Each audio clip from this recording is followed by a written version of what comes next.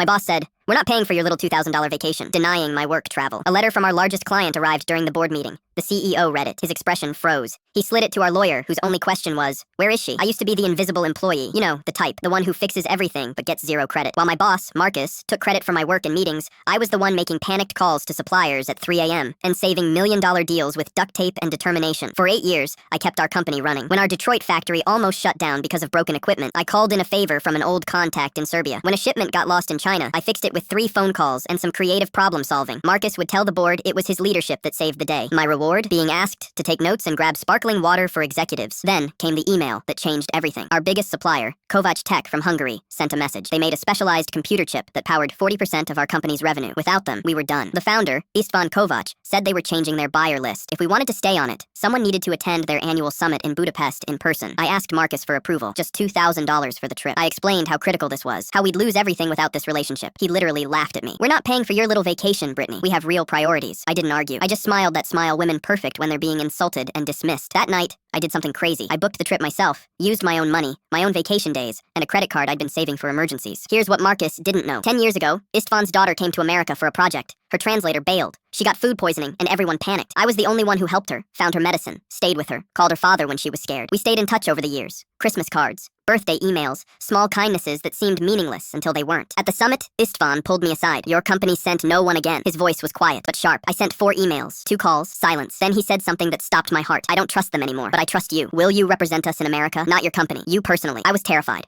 I wasn't a business owner. I was just a logistics manager who got ignored in meetings. But that night, I registered my own company, SharPoint Logistics, LLC. The next day, Istvan and I shook hands on a deal that made me the exclusive distributor of their chips in America. When I got home, I didn't tell anyone. I just kept showing up to work, like nothing happened. Marcus was preparing for the big quarterly board meeting, bragging about our rock-solid supply chain and taking credit for relationships he didn't build. Then, during the meeting, a courier knocked on the glass door. He had an envelope marked "Personal and Confidential, CEO Only." The CEO opened it. His face went white. He slid it to our lawyer, who read it once, then twice. The room went silent. The lawyer looked up and scanned the conference room. "Where is she?" I raised my hand. Inside that envelope was a notarized letter from Kovac Tech. It stated that all future chip shipments to the United States would go exclusively through one distributor. My company, not theirs, mine. Marcus sputtered. "But you can't. What the hell is this?" I stood up, walked to the front, and placed 3 documents on the table. My resignation letter, the vendor agreement, and my new price list. Everything they had been paying before, I tripled it. "This is what happens when you confuse loyalty with silence," I said. "I asked for $2,000. You said no. Now every order comes through me, at my prices, on my terms." The CEO tried to negotiate. The lawyer confirmed it was all legal.